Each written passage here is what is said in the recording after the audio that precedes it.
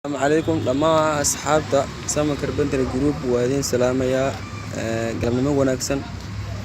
sida aad u jeedaan waa mashruuc xamar weyne inta nala socota oo armaanatay baraha bulshada ah waxaan idin sheegaynaa mashruucan waa inuu yahay mashruucii bilaarna xamar weyne aan ka wadnay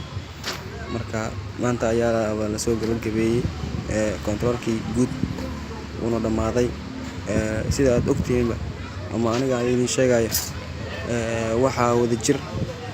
maanta u controlay madaxda Sama Carpentry Group qaab wanaagsan ayuu ku soo dhamaaday mashruuca waa aad iyo aad ayuu balaaran yahay marka maalintii waxa ka shaqeyn kartaa sida aad hore ku sheegayba 60 meeyo maalintii 60 ama 80 shaqaalada ka shaqeyn kartaa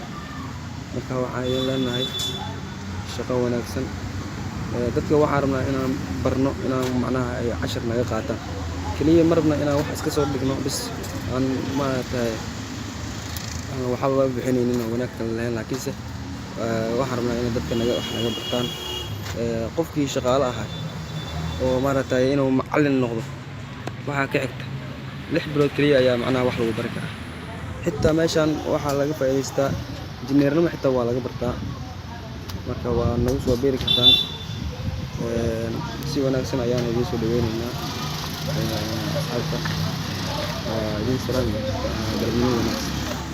Assalaamu calaykum warahmatullaahi wabarakaatuh.